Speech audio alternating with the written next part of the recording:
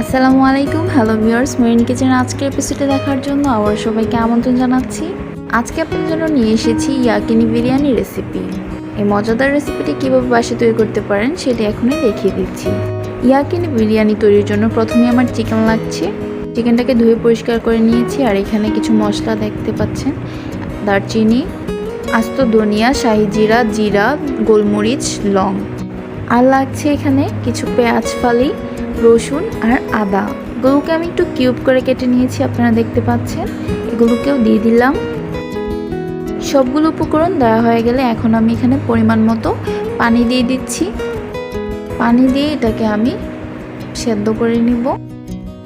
দেখতে পাচ্ছেন 10 থেকে 15 মিনিটের মধ্যে এটাতে বলকও চলে এসেছে। আর আমি আপনাদেরকে লবণটা দেখাতে ভুলে গিয়েছি, আপনারা কিন্তু এখানে পরিমাণ মতো লবণ দিয়ে নেবেন। আমি আরও কিছুক্ষণ চিকেনটাকে সেদ্ধ করে নিব। চিকেনটা সেদ্ধ হয়ে গেলে চিকেনটাকে আমি একটি চামচের সাহায্যে তুলে রেখে দিব।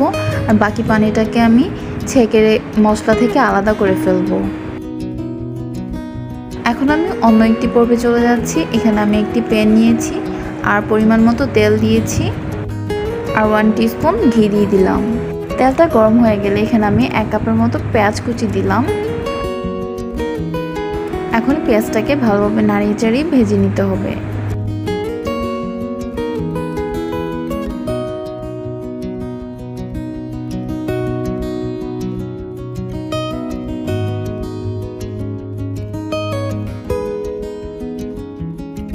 পেঁয়াজের ভাজাটা যখন এই পর্যায়ে চলে আসবে তখন আমি এখানে কিছু আস্ত গরম মশলা ইউজ করছি। দারচিনি, শাহি জিরা, এলাচ আর গোলমরিচ। পেঁয়াজের সাথে এই গরম মশলাগুলো ভাজলে একটি খুব সুন্দর ফ্লেভার আসে। এখন এই সবগুলোকে ব্রাউন করে ভেজে নিব। আর এখানে রসুন পেস্ট 2 টেবিল চামচ, আদা পেস্ট 2 টেবিল চামচ দিয়ে দিয়েছি। এই পেস্টগুলোকেও এটার সাথে ভেজে নিচ্ছি।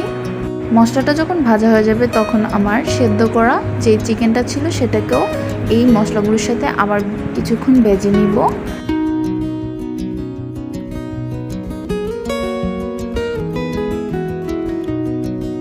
এখন আমি এখানে দিয়ে দিচ্ছি 1 টিস্পুন জিরা গুঁড়া, 1 টিস্পুন গরম মশলা গুঁড়া। এখন এই সবগুলোকে আবার ভালোভাবে মিশিয়ে নিতে হবে।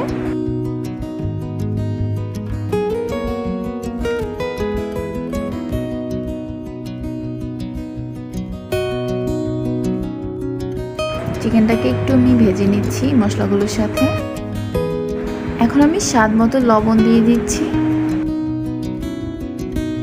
আর এখানে আমি 1 কাপের মতো টক দই ফাটিয়ে নিয়েছিলাম, এই টক দইটাকে ইউজ করছি।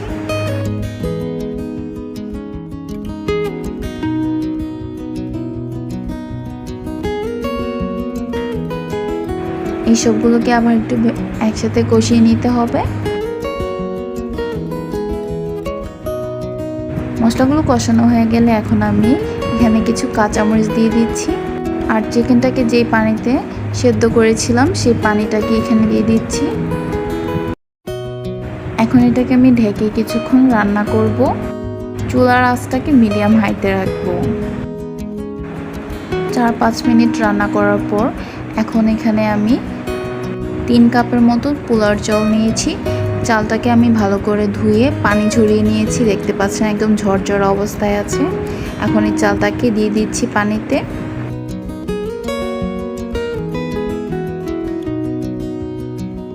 পানিতে চালটাকে মেশানো হয়ে গেলে আমি এটাকে না ঢেকেই বেশ কিছুক্ষণ রান্না করব।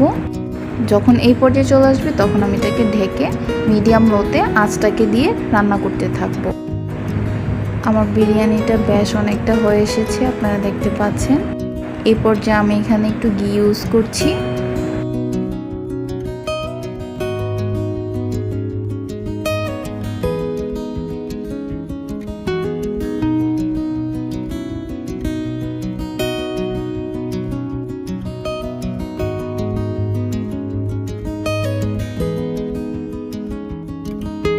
রান্নার একদম লাস্ট পর্যায়ে চলে এসেছি। এই পর্যায়ে আমি সবগুলোকে একটু ভালোভাবে মিশিয়ে নিচ্ছি আর আপনাদেরকে ডিশ আউট করে দেখাচ্ছি। তৈরি হয়ে গিয়েছে আমার ভীষণ মজাদার এবং খুব সহজ একটি রেসিপি, ইয়াকিনি বিরিয়ানি। আশা করি রেসিপিটি আপনাদের অনেক ভালো লেগেছে। যদি ভালো লেগে থাকে অবশ্যই কমেন্ট সেকশনে কমেন্ট করে জানিয়ে দিবেন। এমন মজাদার এবং সুন্দর রেসিপি পেতে চাইলে অবশ্যই আমার চ্যানেলটিকে সাবস্ক্রাইব করে দিবেন। দেখা হবে নতুন কোনো ভিডিওতে। ততক্ষণ পর্যন্ত সবাই ভালো থাকুন, সুস্থ থাকুন। আল্লাহ হাফেজ।